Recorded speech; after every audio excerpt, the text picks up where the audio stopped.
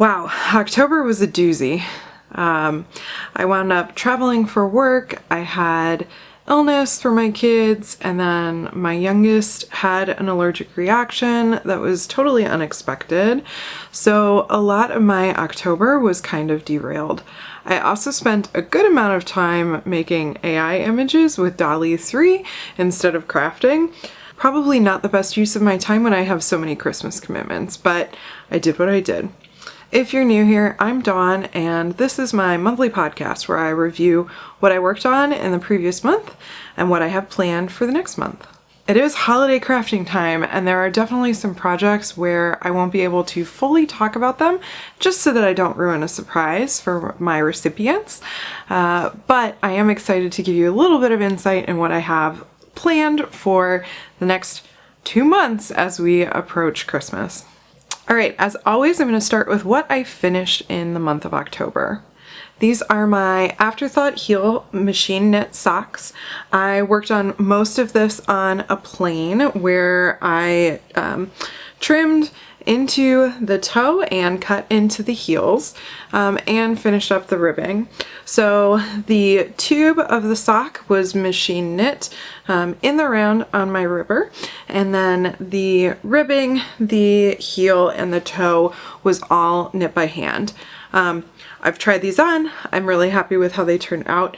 Definitely way faster than doing full stockinette on just by hand, because I had to knit the ribbing and the toes and the heels on size zeros to hit gauge.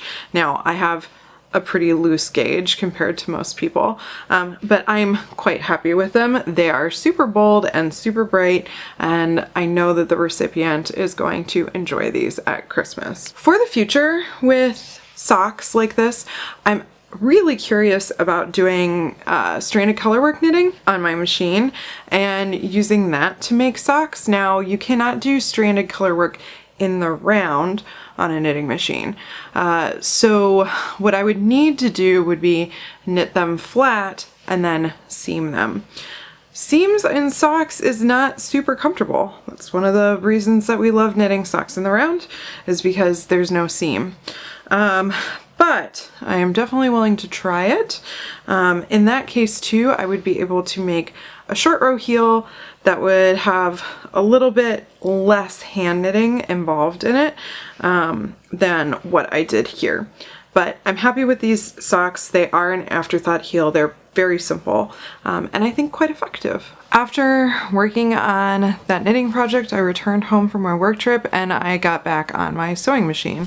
So I got everything set up for that and worked on a few projects. The first thing that I finished was this little makeup pouch. I self-drafted this pattern. Very, very simple pouch. When I say self-drafted, like, let's be real, this was not very difficult. But I did install a zipper using zipper tape. I'm really happy with how it turned out with the zipper tape. I quilted the outside, very, very simple lines, and then on the inside, I don't know if you can see that, is lined with some fabric that has been hanging out in my stash for literally years. So I was glad to use up some of this. The outside of this fabric is Rifle Paper Company. It is the same line of fabric as the suck pads that I made for my Happy Baby carrier last month.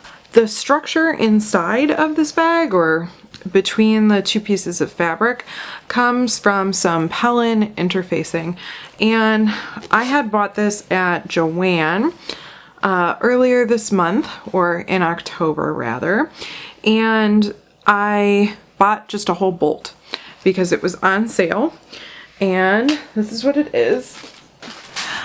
Okay, wow. So this is the Pellin 76 Naked Flex Foam. So this is the Naked Flex Foam. I don't know if you can see it. It's truly just foam. There's nothing on either side of it. And as you can see, I bought the whole bolt. I really don't like shopping at Joann in person anymore. My Joann is so incredibly understaffed that it is no fun to shop there for anything. Does not matter what time of day you go. But they still do have pretty decent sales online. And I wanted some licensed character fabric that they were selling. Joann is the only place that has this licensed character fabric. So as I was making my purchase, I knew that I was also going to buy a couple of bolts of white fabric and Kona solids. I bought, I believe, ivory and snow. So it's 2 different shades of white, as well as some interfacing for bags. I'd never worked with the naked foam before, but it was way cheaper, so I just decided to go for it. If I were going to do it again, I would not buy the naked foam. I would buy the one with the lining on it. And part of the reason for that is quilting it. I didn't expect to have to put a backing on this little bit of quilting that I did. Well, because I didn't actually put any backing on it, so I was just stitching. It was like a layer of foam and then the Rifle Paper Company layer. I actually wound up with it pulling and tugging because it's kind of stretchy. And I don't know if you can tell on the back here that it is not straight. I wound up veering off pretty significantly.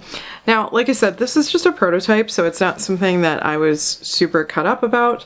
But when I make more of these or things that are similar to this in the future for the Christmas holidays, definitely going to have a layer of scrap fabric underneath. The reason that I didn't want to use any fabric is because it is all covered. It would all be covered anyway by my lining fabric. So I'm like, why would I want to waste fabric if I don't need to? Especially because this would probably be like 1/4 of a yard. And the answer is because it will look bad if you don't. So I learned my lesson. My last finished project for the month of October was another lesson learned. And I hesitate to say that it's actually finished. It is finished. Sort of. So I made this striped sweater by machine, and isn't it adorable? It's so cute. I used a Singer pattern that's part of the Singer series that I found for free on the same website that has all of the manuals for my knitting machine. It's called MK Manuals. It's supposed to be 24 inches around.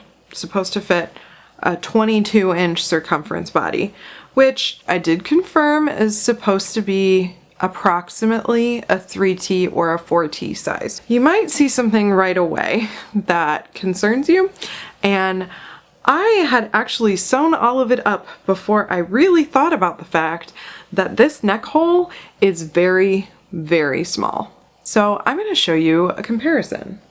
So I have 2 brand spanking new, don't even have the tags off, t-shirts from Target from Cat and Jack, which is a pretty standard, I would say, size in terms of baby clothes. They maybe run just a little bit big, but not huge. They're not for like really skinny kids or really chunky kids. This is just kind of average. Okay, so this is a 3T, and you see how big the neck hole is? Here's the comparison to what I knit. That's not gonna work. I tried to fit it over my child's head. It was like stuck here. I tried it on my 7-month-old's head, and he has a giant head. So it's not like he's just like an average 7-month-old. It did not fit over his head either. So this is an 18-month version of that same t-shirt from Target. This head hole is still significantly wider than the head hole that came with the sweater. This pattern is very poorly graded for children. It is vintage. It was free. It's not that big of a deal, but I am now going into the wonderful world of pattern grading, which I have never done before. I took a ton of measurements and compared it to some standard pattern making sites. So when I made this, the armhole looks good. The sleeve length looks good. The length of the sweater is like a little bit short, but not so short that I wouldn't put this on my child. The shoulder width is also appropriate. It is straight up. There's just like a chunk missing from the center of this pattern. So I've already gone ahead and knit the back of the sweater with my completely modified pattern.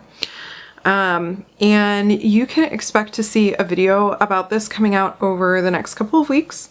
I have a lot of work yet to do. This is a Christmas gift, but the people that we're going to be seeing over Thanksgiving, so I'd really like to finish it sooner rather than later. So the stripe colors are from a mini skein set from Sun Valley Fibers, but the body, the bulk of the sweater, is just made in a basic acrylic tam white. So I did steam block it. So along with making some pretty significant pattern grading changes, I'm also going to attempt to seam via my machine, which I've never done before, and I'm excited to try and see if that speeds up my life a little bit. The last thing that I learned when seaming this was that when you set in a sleeve, you should set in the sleeve before you seam the rest of it. So I actually was seaming this sweater when all of the sleeves were seamed and the sides were seamed, and I had my shoulders seamed, and the very last thing that I did was my sleeve, which is apparently the wrong way to go about doing it. I don't normally hand knit things like this. I knit them in the round, and part of the reason is because I'm very afraid of seaming and I'm not used to it. So I learned a lot. This is my first like finished sweater from my machine. I had asked about it on the machine knitting Discord that I'm on, and somebody suggested ripping out the shoulder seam and putting in a button. And I do like that idea. It just still won't fit over either of my children's heads. So I might try that. The other thing I might try is putting some machine sewn stitches, 2 rows of stitches, and trying to steek it and turn it into a cardigan. This is gonna be like my experimental sweater, so we'll see how it goes. Lesson learned is compare it to something that your child is already wearing before you make the commitment to spend 5 to 7 hours seaming something that is not going to fit. I have a few things that are in progress that I'm going to give you a couple of updates on. First is my sweater weather quilt along. I finished 3 blocks this month. I have them with me. So this was the last one. This is the beautiful Aspen Grove block with improv quilting, which I love, love, love. And then the Harvest Moon.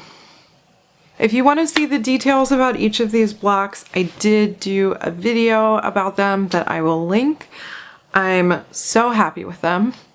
After I made these, I did pull out my knitting machine, so I have not worked on the last 2 blocks yet. The second to last block is called Bonfire Ember, and it is a bit of a doozy. There are many, many small curves. I saw a lot of people on the Facebook group for the quilt along really struggling with it. Now, the designer of the pattern did include a curveless version of it. We're gonna see. I really need to get through a little bit more of my Christmas knitting and sewing before I can confidently say that I'm gonna take 5 or 6 or 7 hours or however long it takes to work on this quilt block. But it is something that I am a little bit nervous about. I am so close to the finish line though. I have 7 of the 9 blocks done, so I really do need to just power through and get it done. As I mentioned at the beginning of this video, I spent a lot of time playing around with DALL-E, which is image generation AI. And it really reignited some of my interest in designing my own fabric for Spoonflower. I have had a few things printed up from Spoonflower before, but no repeating patterns. So I went ahead and I designed a couple of things to use for Christmas gifts and then a few things to just play around with myself. And I'm not going to show you the Christmas gift ones because I think that will give it away. But I did design this lovely repeating pattern of yarn and hearts. So I got it printed up. I'm pretty pleased with it. I think it's super cute. Definitely a great thing for like project bags. And when I ordered from Spoonflower, they were doing 25% off of everything. So this is their like second level. It's not like their cheapest fabric. It's their cotton poplin. I would say like the quality is average. There were a few more custom things that I got that definitely were things that I wouldn't be able to get elsewhere. You can find fabric about knitting pretty regularly, but I am happy with this. And we'll see what I do with Spoonflower in the future. I did it a few years ago for something very specific that I wanted, and kind of now knowing how to work on it a little bit more gives me a lot more confidence. And the last thing that I have actively in progress right now is a flax that I'm working on. So if you are not familiar with the flax, it is a pattern by Tin Can Knits. I've been working on it while we've been chatting. So the flax is a free sweater pattern by Tin Can Knits. It is part of their Simple collection. They have two versions of it. They have a worsted weight version, which is what I am working on right now. And they also have a fingering weight version. Between the two versions of this sweater, I have knit it at least 10 times. This is my go-to baby sweater, and it's super well done. I really enjoy knitting it. I think that it's a great beginner sweater, and I have some friends that I'm doing like a casual knit along with, and we are all working on a flax sweater together. I am working on the 1 to 2 year size, so it's very small, and the yarn that I am working with is Malabrigo Rios. It is in the colorway Azul Profundo. It is one of the colorways from a sweater that I had been working on almost a decade ago that I wound up frogging just this month. So part of my energy this month also went to frogging some very old projects. I did do a finish or frog video earlier this month if you'd like to check out more about what I did and how I chose what to do with each of my very, very old whips.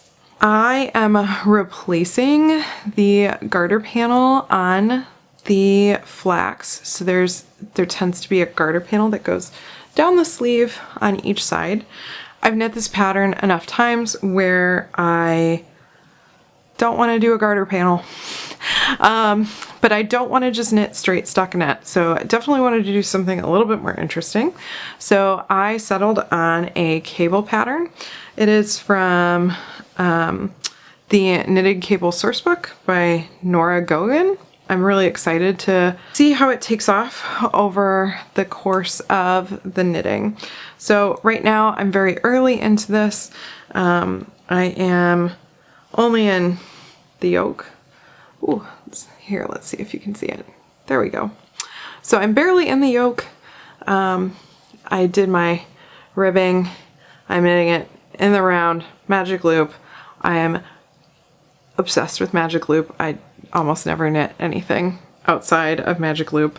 My family is traveling for Thanksgiving, so I know that if this doesn't get done before I hop on the plane, it'll definitely get done on the plane because it does not take that long to finish one of these.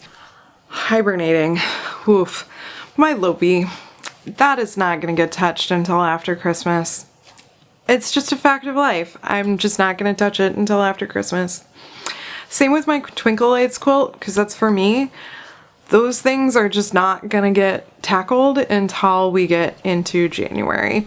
Now I do have the entire week between Christmas and New Year's off, so maybe I'll be able to do a little bit of crafting then, but those are just projects that like, I can't I can't focus on that when I realize that there's like 52 days until Christmas.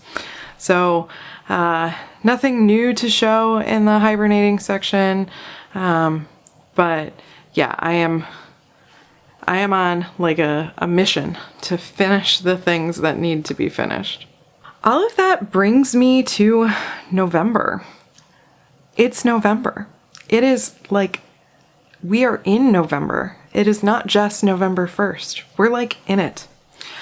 So I have a ton of projects that I need to finish before Christmas. I thought I was doing pretty well, and then I got distracted by the sweater weather quilt along, which is fine. I've really enjoyed doing that. But I have a spreadsheet. I actually have a Notion database. If you're not familiar with Notion, it's kind of like a trendier version of OneNote. I don't know. At least that's how I would describe it. I have a Notion database of all of the different things that I need to finish for Christmas. So what you can expect in November from me is hopefully I'll be finishing up these machine knit striped sweaters very soon. So you'll see an update and a video about machine knitting those toddler sweaters. Then I would like to finish this flax. So you'll see a video about hand knitting a flax. I also need to work on some really lovely, beautiful Christmas ornaments by MMM Crafts. I make them every year. I have commitments for them because I am making them in a series. So I am hoping that if I don't get all of them done this month, I would like to get them done by early December. I have another pair of socks to knit. And then I have a super special surprise project for my mother using some fabric that I think she's really going to love. I haven't told my family that I have a YouTube channel. Like, my husband knows. So the odds of her finding this are quite low, but even still, I think that project is probably going to be revealed after Christmas, just because I'd really love to keep the surprise for her. Keeping everybody healthy, that's kind of a project in and of itself when you have 2 kids under the age of 5. And I have a couple of projects with some of the fabric that I purchased from Spoonflower that are for friends. So there's a lot going on. I do get to batch some of it, so I'm going to be making like 3 of the same thing or 2 of the same thing, but it is still a lot of crafting. It is what I enjoy doing. My love language, if you've ever read the 5 love languages, mine is absolutely gifts, and I love making gifts for people. So I'm very excited to get to do this year and to get to document it and share it with you all. How far are you into your Christmas crafting? Let me know in the comments below, and I'll see you next week.